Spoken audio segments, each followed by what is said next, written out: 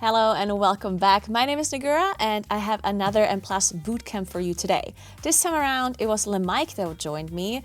It was supposed to be Growl that joined me, but since he was an A and I'm a U, he kind of forgot to sleep and then it ended up not happening, but I'm sure Growl will join another time. So LeMike was my backup coach that jumped in last second, and he did a really good job explaining quite a lot about very in-depth details about dungeons, and he also gave some insight what it feels like to be an MDI competitor and what you really need to min-max everything and these tiny little details to become a much better player. So I thought it was incredibly interesting and I hope you enjoy this bootcamp. Enjoy. Hello. Hello. How are you doing? I'm good. How are you doing? All right. I'm good as well. I'm so glad you accepted the backup coach position. Thank you very much. Of course, it's a fun thing, so why not? Yeah. All right. The funny thing was, I asked you, and you're like, yeah. And then you were like, so what exactly are we doing? So I agreed to it without actually knowing. That's perfect. Yeah, I mean, I'm always down to try new things, you know? So. That's a good mentality to have. I'm gonna let you know that I'm lacking a lot of knowledge about some of these dungeons because I've been pugging so far and I have not done any proper research myself. So I just kind of did the dungeons and I picked up the knowledge as I went, which means a lot of the things that are not super obvious and that are not something that is my job to deal with, I don't know about. Okay, yeah, makes sense. Usually I want to focus on the dungeon stuff overall, but if there's group things or in particular range stuff or Moonkin stuff that you know about, then obviously that's also nice to share or to get. And it's also supposed to be a little bit for my viewers as well, and I guess for your viewers too. So you don't necessarily have to only focus on something that concerns me. If there's something super cool for the tank to know or for a healer to know, then of course that's nice if you mention that too. Yeah, okay. But the viewers are of course less important than I am, yeah? We all know that, so. And while I look for a key, do you mind telling my viewers who you are and what your credentials are to be a coach? Ooh, okay. Interesting. So I'm a real tank, and my name is LeMike. I've been playing keys for a very long time, actually, and competing in MDI and TGP since Shadowlands Season 2, I think. And I got the rank 1 on Red.io multiple times, highest score and stuff like that. I think that's it. That seems good enough to me. Nice. Good. I'm happy. Ooh, okay, so we got a TOP. Nice. We don't have a route yet. I think this was a 15 that I was invited to. Oh, okay. Oh, nice. It says +10 weekly, so I'm assuming we're not doing a double skip. We do a double skip. Oh, wait, we are. Okay. Yeah, we are. Okay. Nice. Damn. All right, so for this thing, all I know is that it's pretty similar still to how it used to be, where this Bloodhorn thing, I just need to dispel the enrage off. Yeah, and that's pretty much it. I mean, you sooth the guy and then obviously kick the boss and dodge the frontal. And I guess they also don't share HP, and if one guy dies, then they get this buff that I have right now. Yeah, but it's just a 10% damage increase, which is not the end of the world, I guess. Yeah, it's not end of the world, but at the same time, if you get 0 in death and they have 10% damage increase, that debuff will be quite spicy on a higher key. Okay. So in this pack, you do want to kill the Arbalist, because that's the one guy that can actually kill you in this pool, together with this Mangler guy. So on overlaps, when it does the big AoE, like this one, if you get a shot at the same time or the bleed, there's a really high chance that you will die. If you don't press a major defensive or stop the shoot. Okay, so yeah, that's the deadliest thing, the AoE plus Arbalist combo. Other than that, this guy just puts these weapons on the ground that I guess they spawn on players. Is it always I guess it doesn't really matter who's around. We did actually test some with it, and it seemed to be spawned on ranged people. If you have like free range people in a group. At all. But, I just roared. Oh god. Yeah, just go. Send it. Go. Should be fine still. Alright. Oh god, that's like my muscle memory. Whenever we have to walk anywhere, I just press roar. It's a good habit though. I think it's better to have it that way than not using it at all. So Interesting fact, we did actually make a timer. You save between 6 to 7 seconds per roar that you use. It's kind of really? crazy. Yeah. Wow, that's actually pretty sick. I didn't know it's that valuable. No, we didn't think so either, because we were comparing Windrush against Roar, and Roar was superior, of course. But of course. Yeah. Then we tried without, and it was actually 6 to 7 seconds that you gained. Yeah, smaller stuff like this is something that people really like underestimate, I guess, especially in pugs. Yeah, for sure. Okay, and what else does the champion do other than like the aura that gives every mob more damage plus damage reduction?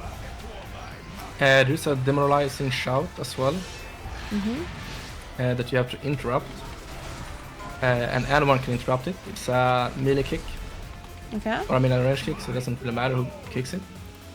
And if you miss to kick it, reduce damage down by all limits by 50%. Yeah, so basically you lose 50% damage. So you don't want to miss it, and I mean it's just one kick in that one. Okay, and then yeah, the Arbalest we already talked about. They have the bleed and the shoot, and what else is there? Like the other mobs, they do nothing, right? They just like they tank do nothing. Mobs. Yeah. Okay. Yeah, it's just some tank mobs, and you don't really care about it as tank either. Yeah. They're just cosmetic. Irrelevant. Yeah. But for this boss here, for Xav, I mean, most of the things are really obvious, but is there something that you think most people don't really know about? So what you can do, if you have correct comp, is you don't have to kill the banners. Oh, okay. Yeah. So I mean, with this group, you should be fine to not kill banners, because DK have def advance, the evoker can use the launch himself forward, priest have fade to remove like snare effects and stuff, and you have your leap. But it's really important to, when you play that kind of strat, is you don't bait towards where the healer is, or the boomer in this case, because you only have one ability to avoid frontals with. Yeah. It's more of a like high key strat, really hard to play with. And with bad RNG, if the priest, for example, gets frontal twice or 3 times in a row, you're just gonna be dead. It's press pain suppression and pray. It would be a pretty big time waste, time safe. To not kill banners, right? Yeah, they have a bunch of HP and yeah, there's a lot of banners spawning on that boss as well. Yeah, and I guess when you say you need to, or like you can get unlucky with getting targeted twice, it's just when he does like the kind of like half room ability twice, right? Yeah, because the other frontal, I guess, is really easy to dodge. Yeah, exactly. So it's like when it does like the group combo, you need to dodge, like you said, like the half circle, the frontals, and the big circle. Has there ever been, like, did anyone figure out why he is doing the half circle a few times? Twice, instead of doing the other abilities once each? I bet there is a way to, now when you say it, I would assume that if no one is in range of the melee, then he probably doesn't do like the big circle. But no one ever like tried to cook with it, because it doesn't matter much. At least my groups, and I haven't cooked with it but tried things out. Yeah. Interesting. Somebody has to figure this out. Twitch chat, this is your job. Alright, so for these packs here, like I guess the most important thing is like the Sludge Spewer, right? Because he does like that AoE cast once in a while. Yeah. What's it called? He does the AoE cast, and also you don't want to stack as a group. and not too much though. It's called Withering Discharge. But the Oh yeah, other Withering mobs, Discharge. yeah. But what can actually kill you is the small mobs leaping on you. They also splash, do like some splash damage when they land. So on a high key, okay. if you're stacked with melee group, you will splash damage on each other, and then you might die. Same on this boss as well. Like when they leap towards you, they splash damage to the people next to you as well. So there's like a fine balance. You do want to stand close to melee, so they don't like leap out too far. Also not too close, so you cleave each other. Yeah, so I knew that about the mobs on this boss, but I guess I forgot, or maybe never knew that the trash mobs do the same thing, which makes sense because they're the same mobs. But yeah. And then I guess another thing on this boss is that if you stand close to the boss, then he does not grip you, right? When he does this like pull in. Yeah. Which if you stand in a few yards of the boss, yeah. And the goo spawns from the Eds dying, right? From the leftovers just dying. Yeah, when they die, they drop the goo, yeah. But there's a lot of things that, like small details, that actually tanking and makes a lot of the things easier. Like positioning of the trash packs, of some bosses. It's a lot of small things, but I think that goes for like every single spec in the game, actually. Well, I would say range is pretty brainless, but yeah. Maybe for tanks and healers. I'm just trying to be nice now, okay? Yeah, it's interesting because, like, if you don't tank yourself, I think sometimes when you have a really good tank in your group, things just feel smoother and you don't really know, like, why. Sometimes things just feel easier, and it's usually just a tank, like, positioning stuff better, and yeah, just generally being a better tank, I guess, and looking at these small things. Yeah, I mean, that's completely true. Like all of the small things, you're kicking his own mobs, doing some certain stops or positioning of the mobs, and also how we set up some pulls. Like setup of pulls that are like really hard and difficult is almost key to success. If you set it up really bad, it's gonna be a disaster.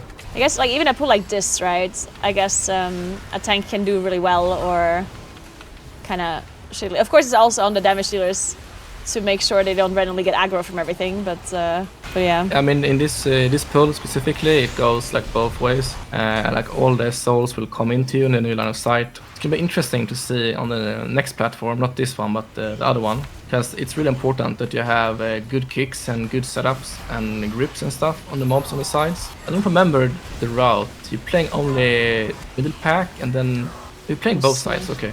Yeah. So next platform. This is also like a really good trick that not a lot of people do or know about.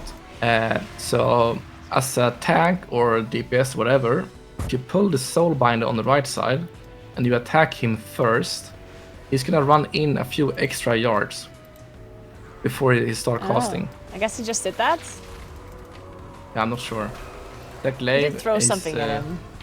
Yeah, but you can almost make him run all the way in.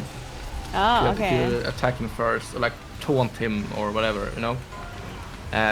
Wait, so you mean like you basically have to be pulling the middle pack first and then pull the other guy to the sides, or like how would you do that as a tank, I guess? And how would you position? No, I mean it's fine to go into the middle pack first.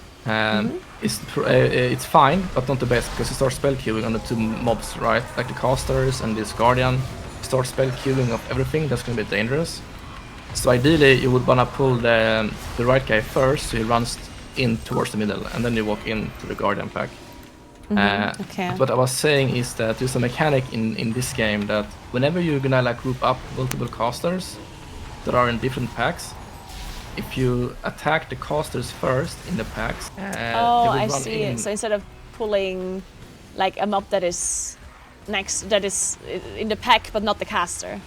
Yeah. So if you would have let's say taunted a little soul on the right side, that soul binder would not have run in that far, for example, and then you need to kick him instead. Oh, I did not know that. Okay, that's very interesting. Okay, tanks take notes. Yeah, because that's a really important thing to actually know about, and not a lot of people know about it. And that is really good to know, because that's gonna make grouping up packs so much easier. I guess these packs here are a lot easier now because you can actually see where the tornadoes go, which was like the thing that killed the most people, I guess, in the past. Back in the days, people were flying right and left. It was so hard to see the beams. Yeah. I think, didn't everyone stop going this platform as well? Because people just died. I think Yeah, you I always think went so. the other guy. And the amount of times I stood next to these stairs and I wanted to dodge, but then I was blocked by the stairs. And yeah, this boss was changed completely. I honestly don't know what the fuck's going on in this boss anymore. I mean, it's pretty easy now. As a DPS, you only get one debuff on you, and that's the one you should press defensive on. I don't even know what it's called, because I don't think I see it on my bigwigs even as a tank. Well of Darkness, there we go. Yeah, so this one, that's the one you want to press defensives on. And then dodge the orbs, obviously. And then you have a nice wake-up that says stack. So the way these ads spawn, like they always spawn on the wall no matter where you are on the ring, right? They only determine like the position on the outside, right? With where you are. Okay. Yeah, so what I've realized is that they spawn behind you towards the outside of this ring more consistently in a straight line the further back you are. So as a tank, for example, if I stand and hit the boss, or any melee DPS stands and hit the boss, there's a high chance that our ads is gonna spawn like a bit on the sides instead. Oh, okay. And what happens if these ads reach the boss, actually? I would assume you will die. It have never happened, so... Yeah. I don't know either. I would assume that... Let's just say something bad happens. Yeah, something bad happens. Your PC might explode, so don't let them walk in. Our timer looks a bit sus, what do you think? On a plus 16 with 5 minutes left, you should be fine. Okay. I think this is like a normal timer to time the key. Yesterday, Miras was coaching me, and I didn't time a single key. I think shit. it was his fault, so we'll see if we're gonna do better. You always blame the backseat driver. 100%. Alright, for this boss, what are the things that are maybe not as obvious? You are never in danger of dying as a DPS, I would say, except in the boss phase to 50%, or if you stand in a frontal, but of course you should avoid the frontal and not stacking. Of course. Yeah, so the boss goes into phase 2 when it reaches 50%, and it's gonna do like a big AoE hit on the whole group that deals a ton of damage. So you wanna save your defensives for that one, for sure. You're most likely gonna have a barrier from the priest, and maybe like an AMZ as well. And just pop some personals, because nothing else should kill you on this boss, really. If you're not standing in the frontal or getting hit by one of the dogs in the end. I guess the ads could also go out of control if you don't spawn them properly, maybe. Yeah, so if you don't stack like close to each other, the tank is gonna have a really hard time to grip them and silence them. So you do want to stack next to each other, make like a nice little square, and then the tank in the middle. It's still perfect. Yeah, obviously you have to kill the ads before you run out of stops. Or the tank does, because it's gonna grip into stun or silence into stun every single time.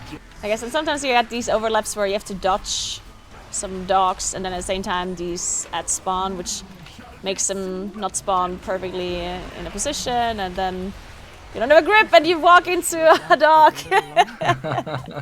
I just pressed ink card, no!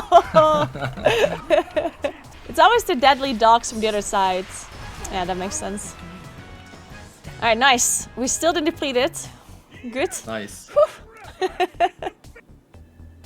Yeah, Motherlode, I guess, changed the most from like all the old dungeons. Motherlode was like very particular back in the day when you only played trash at the start. Yeah. Now it's the routes are crazy. If you join a pug, you don't know where you're gonna end up at. Yeah. It's like different routes all over the place. Yep. And the skips that never work out. If it's not a resilient key and somebody posts a skip, I know it's fucked. Yep. Yeah, this is just gonna be a queue simulator, by the way. I got invited twice, I feel like, and I got delisted again twice, or like disbanded. Do you think like generally doing MDI like made you like a better player, or is that Or is it just like very specific to the MDI? Or does it translate to like the rest of the game? I think it made me a much better player to play MDI, because you learn all those smart things that will remove distraction, as I call it. Because usually, if you know a route and you know what's going on, there's no way you're gonna fail if you don't get distracted by something, right? And or if a pull is like really difficult for you, no matter if you're playing a DPS, tank, or healer, or whatever, there's always a solution to it by getting a weak aura, getting a macro, like remove brain capacity. And if you once you learn to use those tools that you have available, like macros, weak auras, in a good way, you can make one really hard pull to be like a no-brainer pull, basically. With having like target macros and kick macros or whatever. Or a weak aura that helps you track something that you have a hard time tracking. So, I guess it's like a lot more effort than most people want to put in, though. Yeah. It's a lot of like homework work, I guess. It's a lot of effort, and also like going like a bit deeper into the high push key scene, for sure. And also like a bit with MDI and TGP. But also it's so hard to know about this if you haven't been competing before. Like if you are working from like a normal day job and then you come home and play, you're not gonna think about having target macros for taunts or kicks and then target lost target and making all the weird stuff. And there's even more macros. I guess there's so much more optimizing you can do than what people realize. Yeah, for sure. Even though there are people willing to do as well. But it's hard to know about it if you don't have someone telling you about it, basically. That's I guess like a big thing in general with the M+ high key scene. I think like getting into the scene is very difficult, and knowing about stuff. Like for example, I guess if there's certain safe spots or certain ways that a mechanic can be dealt with that isn't like normal, then how would anyone be able to know that unless they do a lot of research or there's like somebody like a content creator that makes a video about it. That's kind of it, I guess. Also, this team, by the way, did not post a route, so we're just gonna wing it, I guess. Yeah, looks good. But yeah, that's the one thing about it as well. Even if you look at someone's stream and they have a macro that's, let's say a target / taunt / target lost target macro, you're not gonna see it with the human eye what's going on. And the streamer is not gonna say, "Oh, I just used my target boss taunt target lost target macro." It's just gonna happen in a blink of a second, and no one will ever know. I guess there's a lot of this stuff going on, especially like a lot of players that have these kind of macros and that are doing these kind of optimizations. They also don't necessarily really want to talk about it unless they know it's like very common knowledge, because they also just want to keep their secrets as well, I guess. Since most of them are going to be competing either in the race to first or like MDI TGP or whatever. Yeah, exactly. There's like some things that you don't talk about with anyone outside of the team, because it's a competition after all. There's also some commands you can do to find every player online, for example, on the server. That's what you use in Tournament Realm. I don't want to spoil it, but it's one macro or command you can do to see where everyone is and what comp they play and what dungeon and stuff like that as well. Sometimes you're not visible on the /who list if you're like in a different zones and stuff like that. But it's like a different special command you can do, so you see like everyone as well. And that command you don't talk about with. That's interesting. Okay, so like, just to explain to the viewer, so if you're in Tournament Realm and you're practicing for TGP or MDI, which obviously the teams that are participating, they are going to be practicing on the Tournament Realm because they can buy whatever gear and they can reset keys a million times and whatever. And since they're all on the same realm, you can see like when they're online and stuff if you just do /who, because there's not going to be a million people on the server. There's only the actual people that are participating, right? And you're saying that there's some sort of like script or a macro that kind of shows all of the people and like what they're playing and where they are if they're not visible on like /who? Yeah, exactly. If they're not visible, you have to enter the same dungeon to figure out where they are and then do the /who, for example. But with this macro or script, I won't say what it is, you can stand wherever you want on the whole server and still see it. So it makes it like the effort to spy on some team on what comp they play is a lot easier. And spying on other teams is real because that every team does that. I remember like for global finals, for example, like the NA team, they made EU accounts and they logged into Tournament Realm. And the same for us. Like I made so many NA accounts and went into NA to spy on what comps they were playing and back and forth. Yeah, it makes sense.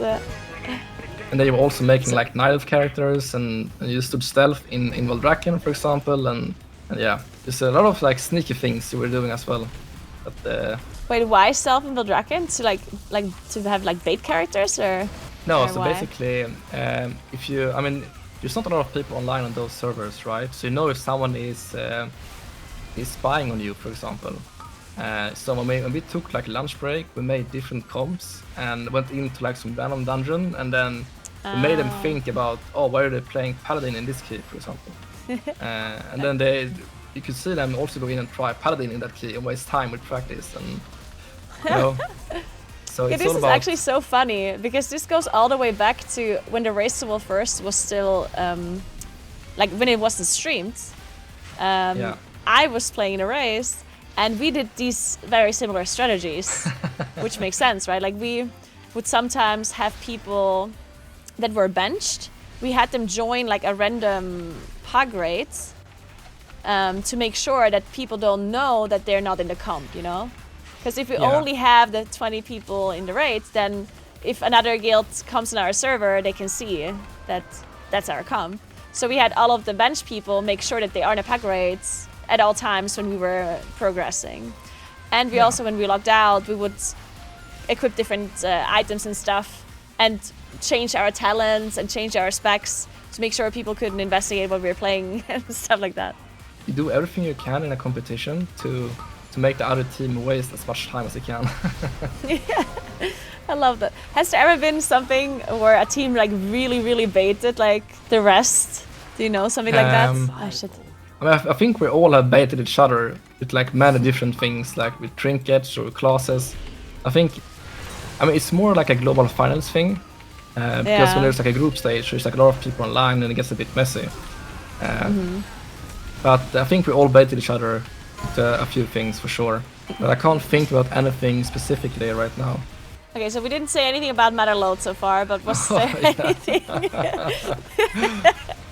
That was a very interesting conversation. I think people are gonna forgive us. Was there anything that you saw or anything that was like interesting about like this first part of the dungeon maybe? Or maybe we can also talk about what's coming up to and we just ignore the first part. So this pull is gonna be really dangerous because the Ascari guy is buffing every single mob and gives them more haste all the time. It is soothable, but the casters are gonna have really quick casts, so you need to really pay attention if the tank is doing this kind of pull. Because the Stone Feudal mobs does this cast, it's like a big AoE on the whole group, and it's gonna be super quick casted soon. Do you think it makes more sense for me to dispel the Stone Furies? Or... I would say so, because they will die super quick anyways. And so for this boss, like the mob that he enrages, while he's enraged, he just pulls his AoE in a group and that's it, right? It does not increase in damage the longer he's up. No, it doesn't increase the longer it's up, but you do still want to kill him before this quake. Okay, yeah. So if an ad is enraged and the boss does his quake, you will get one shot, basically. Is it just because of double damage, or is the quake actually doing more damage when the ad is up? The quake will do more damage. Okay. I'm pretty sure it's the quake, and not the ad doing anything weird. But that overlap, there's gonna be like one spicy overlap happening that you need to like actually focus the ad quite a lot. And I think it's the third or the fourth one that's gonna be quite spicy. Yeah, I think that's it about this boss. There's nothing else to it.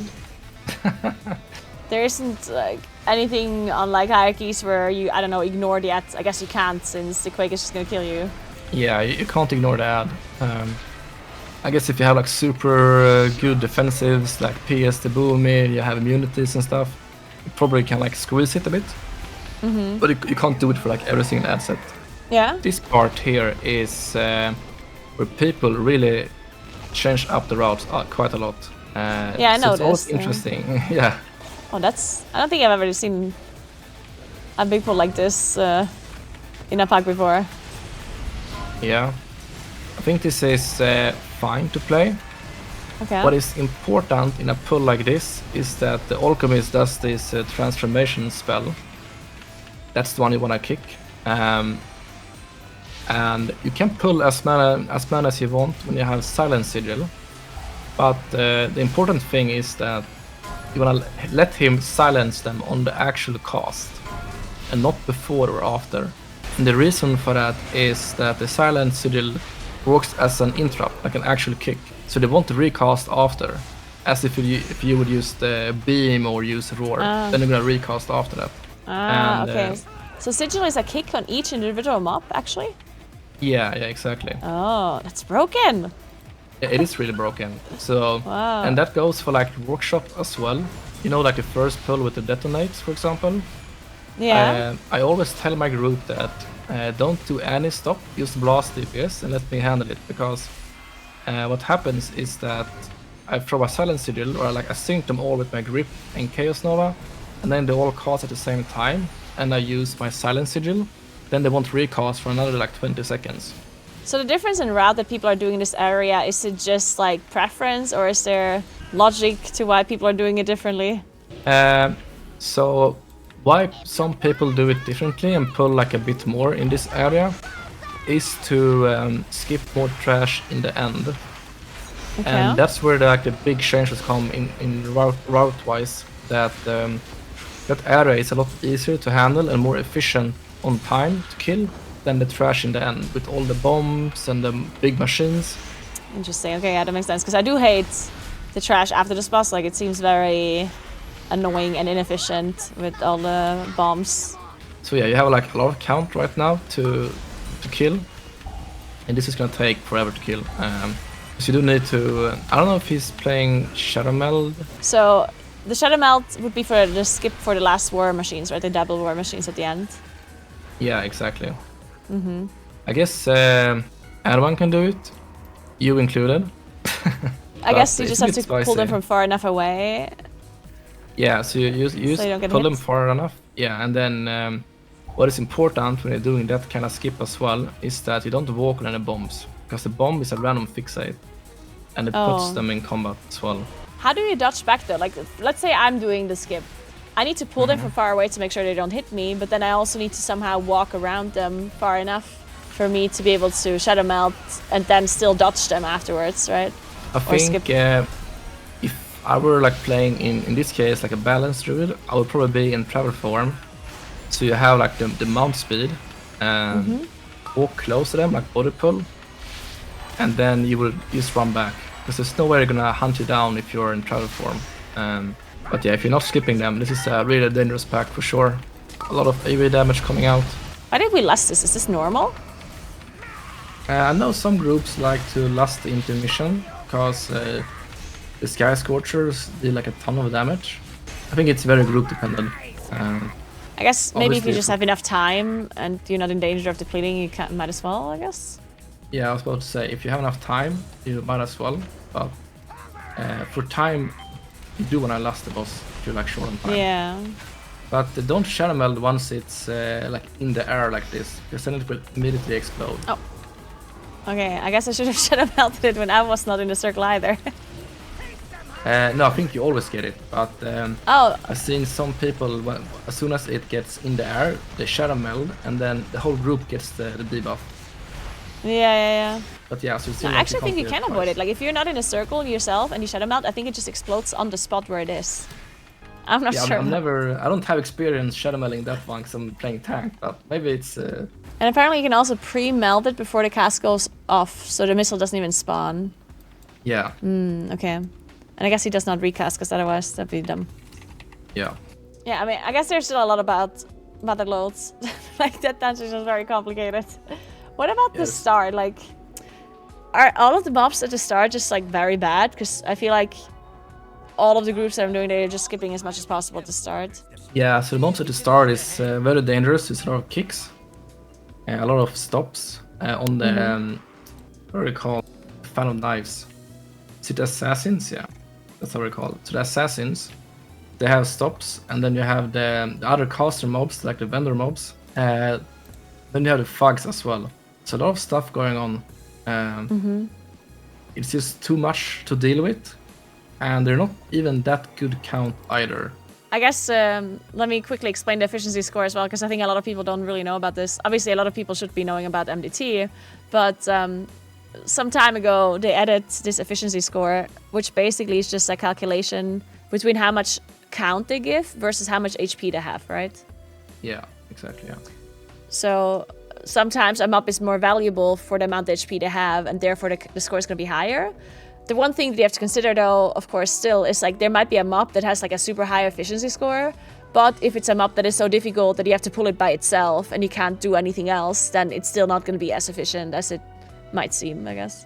Do you have any more, I guess, things that you can think of at the moment that are like general like tips to become like a better M+ player that is maybe not super obvious? Obviously, we talked about like some optimization you can do with weak auras and macros and whatnot.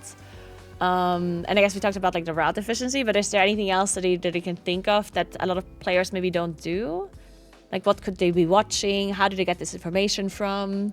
I always say that World of Warcraft is not like a FPS game, right? You don't need to have like a certain skill to be good in this game.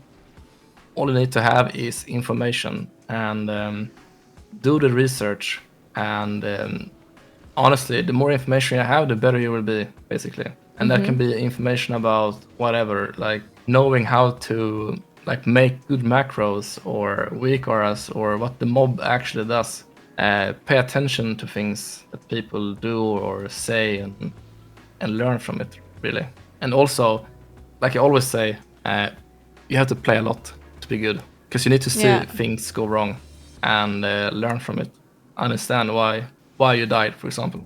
If you learn that's going to be really good. So if you're not as privileged as I am and you cannot invite other high key pushers to your stream and ask them lots of questions and teach you the game, how would you approach getting all of this information? Like, understand, of course, you can do a lot of research that is really obvious research, right? You can obviously look at MDT, you can look at the abilities the mobs do, you can like do all of that stuff that is obvious, right?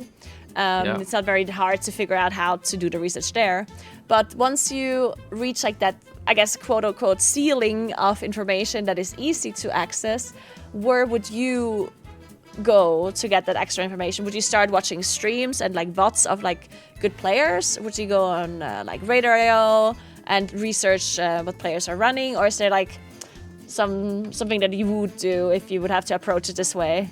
I mean, if I were going in and I've reached the ceiling that you were talking about, once you reach that ceiling, there's only like small specific things that you have left over with. Like, oh, how do you guys do this? How do they do this pull in a really high key? Because you're not gonna have questions about every single pull, right? Yeah. So when you're looking for these specific small things, how to make something possible that you can't make, I would definitely ask a streamer that is doing that. I think that's the very best thing to do. Like, go into a stream that you know is doing this and just ask straight up, and they will probably tell you, because like we said before, right? Like, there's some macros that can help out that you can't research anywhere about without asking the person yourself. So I think asking someone who is making it work is most likely the best resource to have. All right, well, I'm not going to keep you any longer. I think that was incredibly informative, actually, because you talked a lot more about like the super high-end stuff that is not, as I said, like super accessible knowledge, right? So I think that helped a lot of people, myself included. So thank you so much for being my backup coach today. That was very, very nice. Thank you so much. Of course. And thank you for asking me. It was a lot of fun, actually. Thank you very much, Naguura. Thank you. Have a good one. You too. Bye-bye. Bye-bye. All right, well, that was very, very cool. Make sure y'all give LeMike a follow for his stream. Make sure we give him a shout out. Obviously, I'm call-up streaming right now, so you can see his stream, but let's give him a shout out anyway.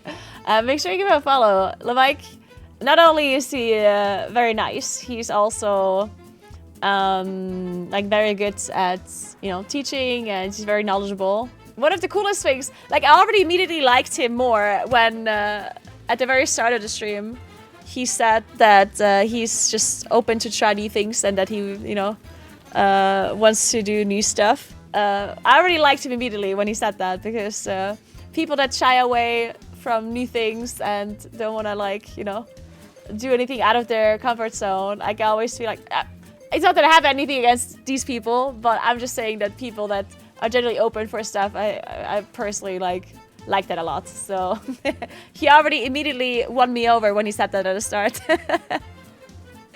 Okay, well, that was very fucking cool.